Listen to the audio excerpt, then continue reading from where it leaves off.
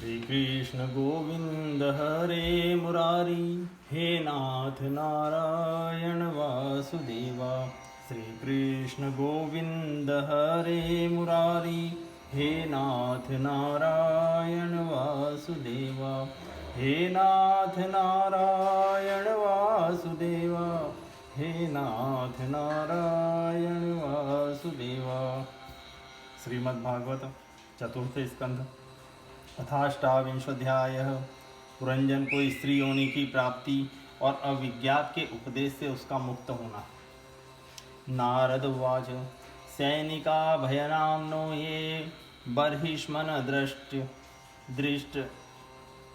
दिष्टकारिणः प्रज्वारकालकन्याभ्यां विचेरुरवनीमिमां। त एकदा तूरवसा पुरञ्जनपुरीं नृप रुरुधुर्भौमभोगाढ्यां जरत्पन्नगपालितां कालकन्यापि बुभुजे पुरञ्जनपुरं बलात्। ययाभिभूतपुरुषः सद्यो निस्सारतामियात्। तयोपभुज्यमानां वै यवना सर्वतोदिशं द्वारभिः प्रविश्य सुभृशं प्रार्दयन् सकलां पुरीं। तस्यां प्रपीडयमानायां भीमानि पुरञ्जनः अवापोरुविन्धास्तापान् कुटुम्बी ममताकुलः। कन्योपगूढो नष्टश्रीकृपणो विषयात्मकः नष्टप्रज्ञो रतेश्वर्यो गन्धर्वयवनेर्बलात्। विशीर्णां स्वपुरीं वीक्ष्य प्रतिकूलाननाद्रतान् पुत्रान् पौत्रानुगामात्याञ्जानयां च गतसौहृदाम्। आत्मानं कन्ययाग्रस्तं पञ्चालानरी दूषितान् दुरन्तचिन्तामापन्नो न लेभे तत्प्रतिक्रियां। कामानभिलषन्दिनो यातयामाश कन्यया विगतात्मगतिस्नेहः पुत्रदारांश लालयन। श्री नारद जी कहते हैं, राजन, फिर भय नामक यवन राज के आज्ञाकारी सैनिक प्रज्वार और काल कन्या के साथ इस पृथ्वी तल पर सर्वत्र विचरने लगे। एक बार उन्होंने बड़े वेग से बूढ़े सांप से सुरक्षित और संसार की सब प्रकार की सुख सामग्री से संपन्न पुरंजनपुरी को घेर लिया। तब जिसके चंगुल में फंसकर पुरुष शीघ्र निस्सार हो जाता है, वह काल कन्या बलात् उस पुरी की प्रजा को भोगने लगी। उस समय वे यवन भी काल कन्या के द्वारा भोगी जाती हुई उसी पुरी में चारों ओर से भिन्न भिन्न द्वारों से घुसकर उसका विध्वंस करने लगे। पुरी के इस प्रकार पीड़ित किए जाने पर उसके स्वामित्व का अभिमान रखने वाले तथा ममताग्रस्त बहुकुटुंबी राजा पुरंजन को भी नाना प्रकार के क्लेश सताने लगे। काल कन्या के आलिंगन करने से ही उसकी सारी श्री नष्ट हो गई और अत्यंत विषयासक्त होने के कारण वह बहुत दीन हो गया। उसकी विवेक शक्ति नष्ट हो गई। गंधर्व और यवनों ने बलात् उसका सारा ऐश्वर्य लूट लिया। उसने देखा कि सारा नगर नष्ट भ्रष्ट हो गया है। पुत्र पौत्र भृत्य और अमात्य वर्ग प्रतिकूल होकर अनादर करने लगे हैं। स्त्री स्नेह शून्य हो गई है। मेरी देह को काल कन्या ने वश में कर रखा है और पांचाल देश शत्रुओं के हाथ में पड़कर भ्रष्ट हो गया है। यह सब देखकर राजा पुरंजन अपार चिंता में डूब गया और उसे उस विपत्ति से छुटकारा पाने का कोई उपाय न दिखाई दिया।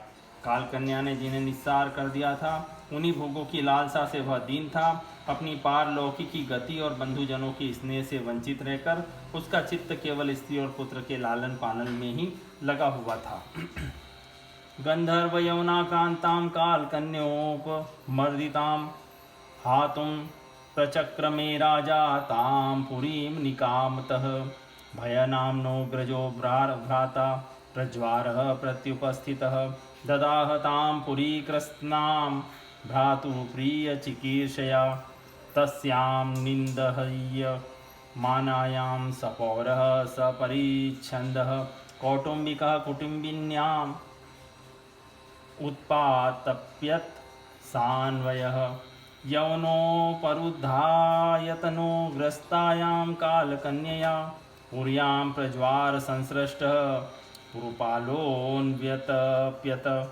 न शेके सोवितुं तत्र पुरुकृच्छोरुवे पथुः।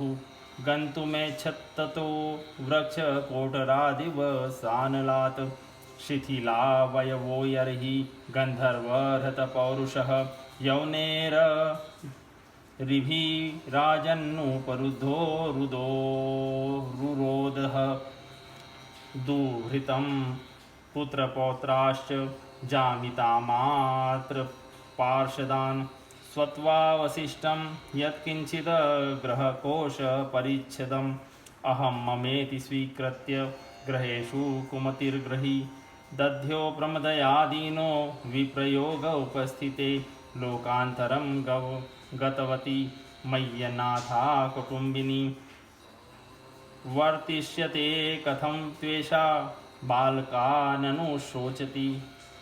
ऐसी अवस्था में उनसे बिछड़ने की इच्छा न होने पर भी उसे उस पुरी को छोड़ने के लिए बाध्य होना पड़ा, क्योंकि उसे गंधर्व और यवनों ने घेर रखा था तथा काल कन्या ने कुचल दिया था। इतने में ही यवनराज भय के बड़े भाई प्रज्वार ने अपने भाई का प्रिय करने के लिए उस सारी पुरी में आग लगा दी।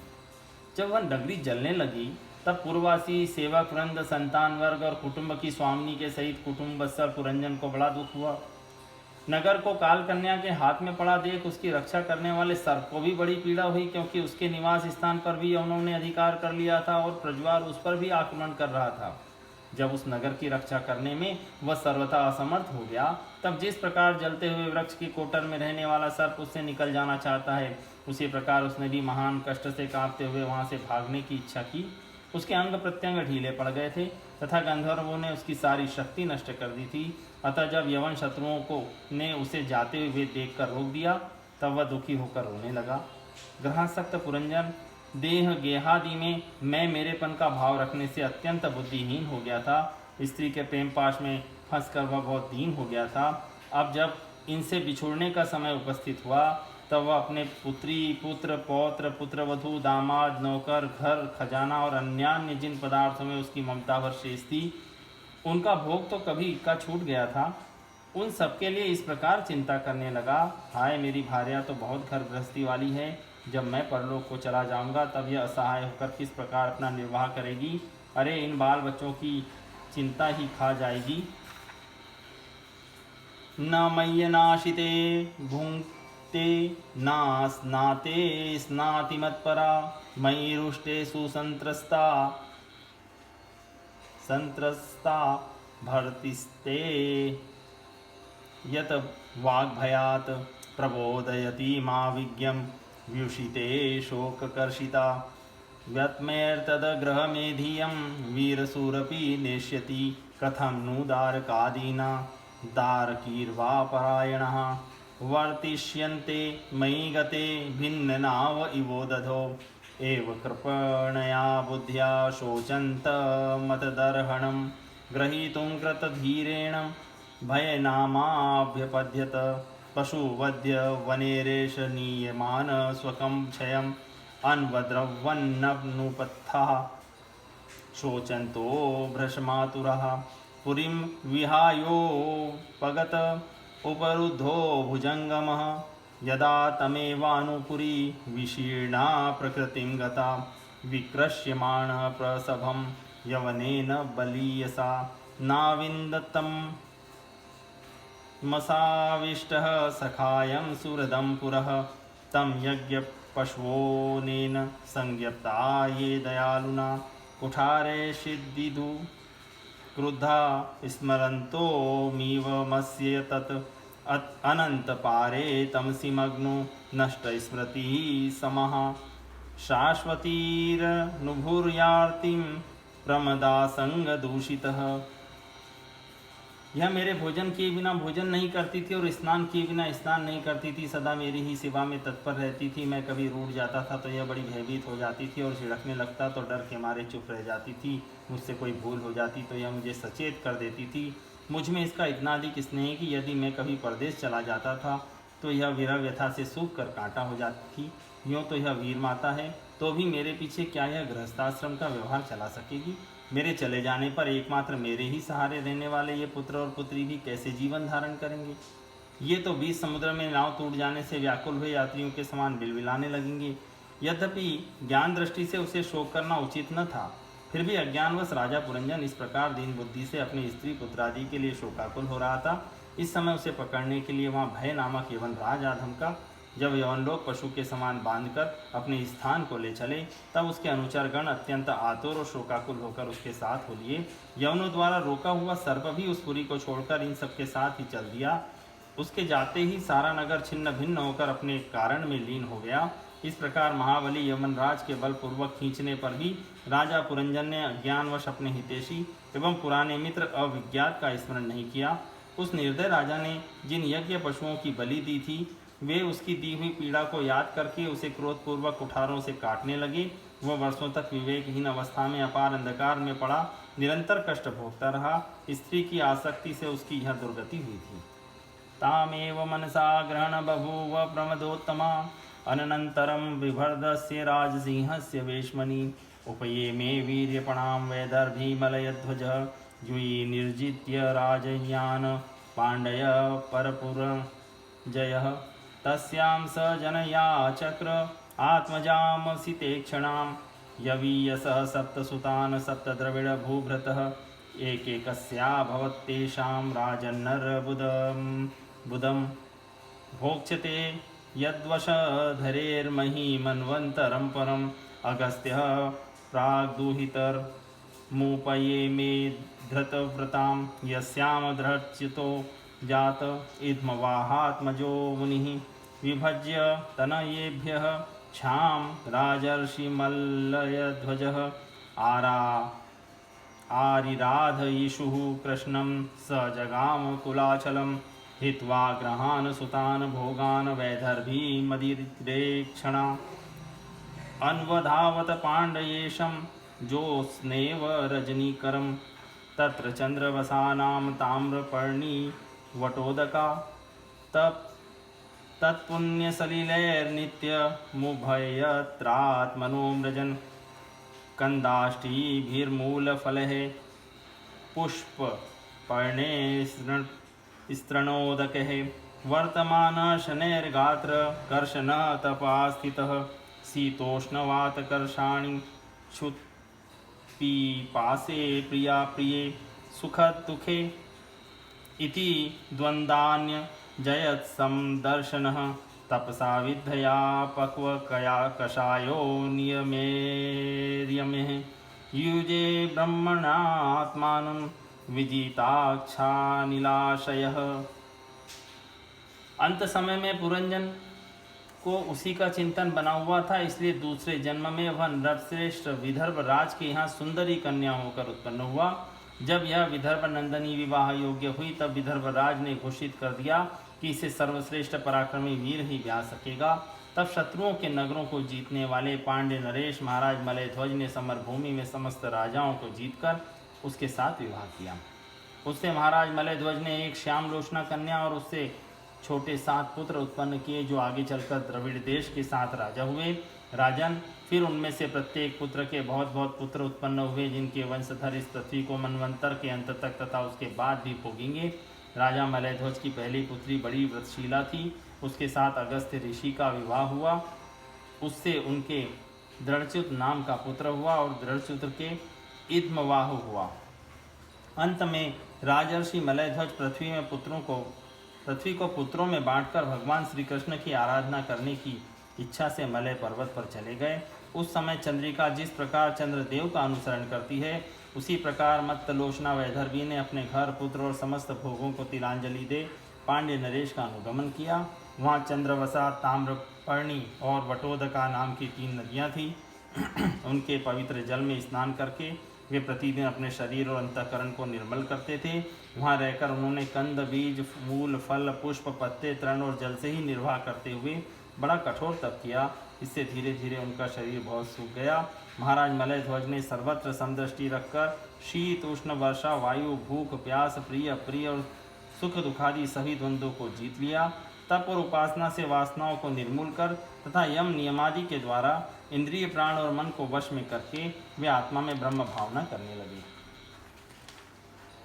आस्थे स्थाणुरि वैकत्र दिव्यं वर्षशतं स्थिरः वासुदेवे भगवती ज्ञानद्वेदोद्वहन रतिं सव्यापकतयात्मानं व्यतिरिक्ततयात्मनि विद्वान् स्वप्नैवामर्ष साक्षिणं विररामः साक्षात् भगवतोक्तेन गुरुणा हरिणा नृप विशुद्धज्ञानदीपेन स्फुर्ता विश्वतो मुखं परे ब्रह्मणि चात्मानं परं ब्रह्म तथात्मनि वीक्षमाणो विहायेक्षामस्यादुपररामः पतिं परमधर्मज्ञं वैदर्भीमलयध्वजं प्रेरणापर्यचरद्वित्वा भोगान् सा पतिदेवता चिरवासा व्रतक्षामा वेणीभूतशिरोरुहा वभावुपपतिं शान्ता शिखा शान्तमिवानलम् अजानति प्रियतमं यदोपरतमङ्गना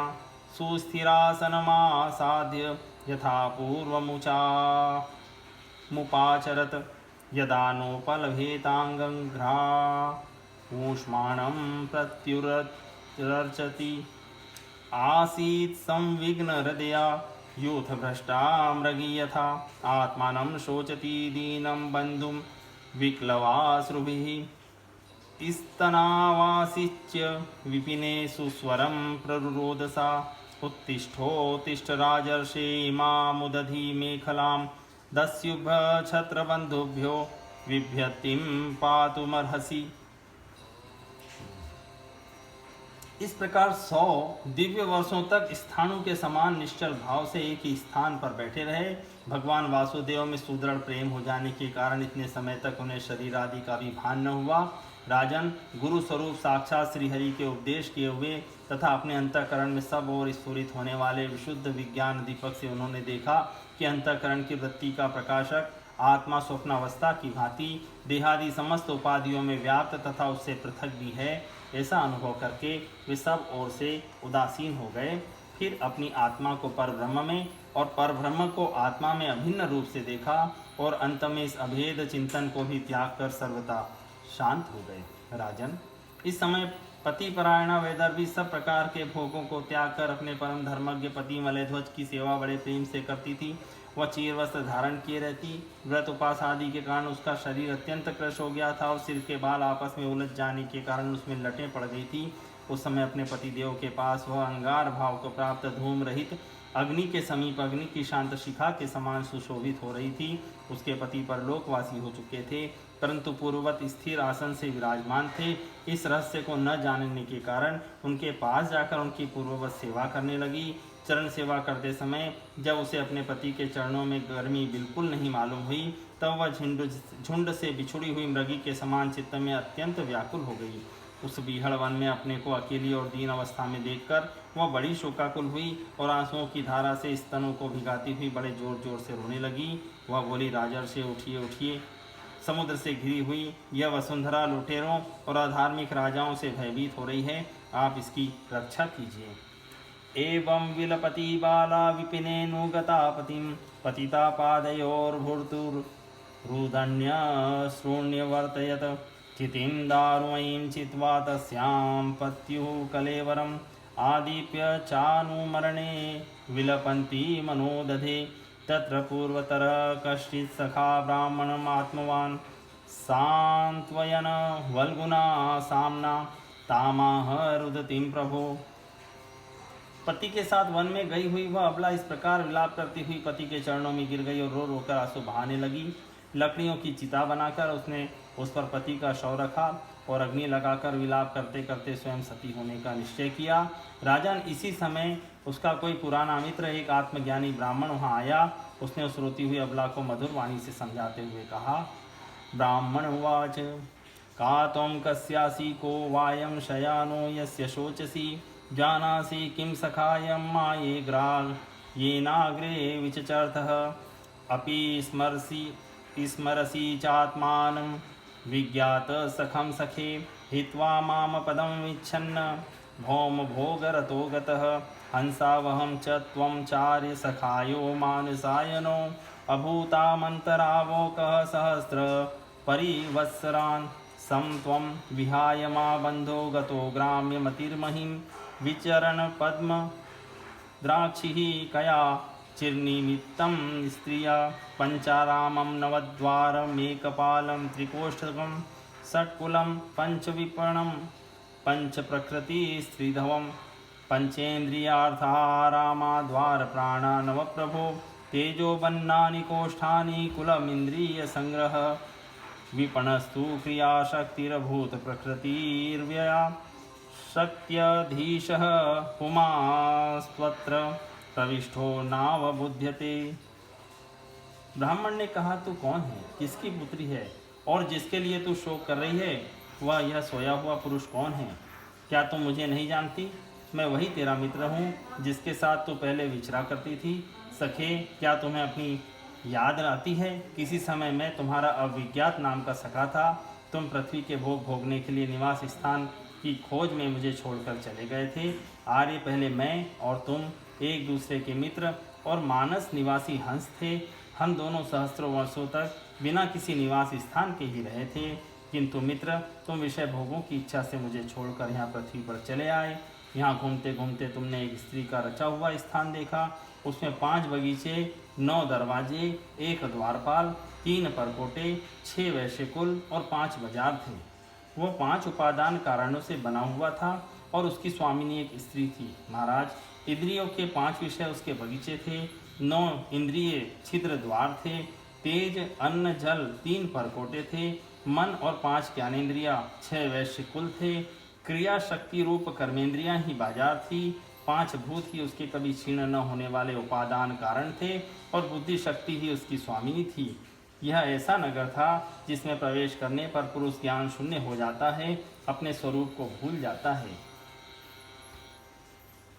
तस्मिस्त्वं रामया स्पृष्टो रमं माणो श्रुत स्मृति सत्संगादीदृशीं प्राप्तो दशा पापीयसीं प्रभो न त्वं विदर्भ दुहिता नायं वीरसुहृत्तव न पतिस्त्वं पुरञ्जन्यारुद्धो नवमुखे यया माया ह्येषा मया सृष्टा यत्पुमासं स्त्रियं सतीं मन्यसे नो भयं यद्वे हंसो पश्यावयोर्गतिम् अहं भवान् न चान्यस्त्वं त्वमेवाहं विचक्षभो ननो पश्यन्ति कवयश्छिद्रं जातुमनागपि यथा पुरुषात्मानमेकमादर्श चक्षुषो द्विधा भूत मते मवेक्षेत तथैवान्तरमावयो एवं स मानसो हंसो हंसेन प्रतिबोधितः स्वस्थस्य द्रव्यभिचारेण नष्टामाप पुनः स्मृतिं बहिर्ष्मन्ये तदध्यात्मं पारोक्षेण प्रदर्शितं यत्परोक्ष प्रियो देवो भगवान विश्वभावनः। भाई, उस नगर में उसकी स्वामिनी के फंदे में पड़कर उसके साथ विहार करते करते तुम भी अपने स्वरूप को भूल गए और उसी के संग से तुम्हारी यह दुर्दशा हुई है। देखो, तुम न तो विदर्भ राज की पुत्री हो और न यह वीर मलेध्वज तुम्हारा पति ही। जिसने तुम्हें 9 द्वारों के नगर में बंद किया था, उस पुरंजनी के पति भी तुम नहीं हो। तुम पहले जन्म में अपने को पुरुष समझते थे और अब सती स्त्री मानते हो। यह सब मेरी ही फैलाई हुई माया है। वास्तव में तुम न पुरुष हो न स्त्री, हम दोनों तो हंस हैं। हमारा जो वास्तविक स्वरूप है उसका अनुभव करो। मित्र, मैं ईश्वर हूँ, तुम वही जीव हो। तुम मुझसे भिन्न नहीं हो और तुम विचार पूर्वक देखो, मैं भी वही हूँ जो तुम हो। ज्ञानी पुरुष हम दोनों में कभी थोड़ा सा भी अंतर नहीं देखते। जैसे एक पुरुष अपने शरीर की परछाई को शीशे में किसी व्यक्ति के नेत्र में भिन्न भिन्न रूप से देखता है, वैसे एक ही आत्मा विद्या और अविद्या की उपाधि के भेद से अपने को ईश्वर और जीव रूप में 2 प्रकार से देख रहा है।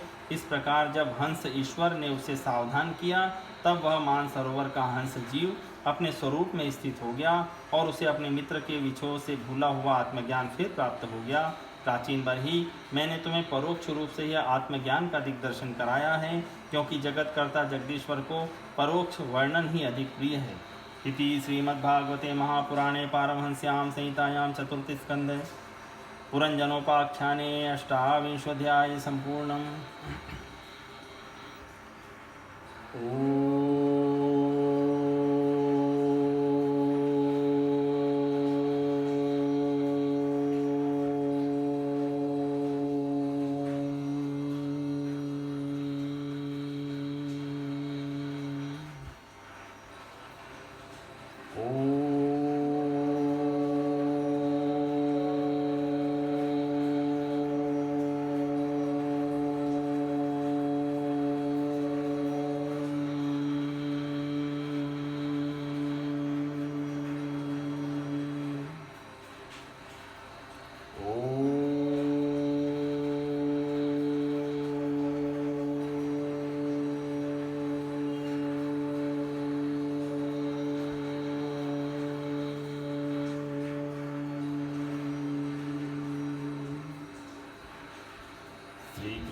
कृष्ण गोविंद हरे मुरारी, हे नाथ नारायण वासुदेवा। श्री कृष्ण गोविंद हरे मुरारी, हे नाथ नारायण वासुदेवा। हे नाथ नारायण वासुदेवा, हे नाथ नारायण वासुदेवा।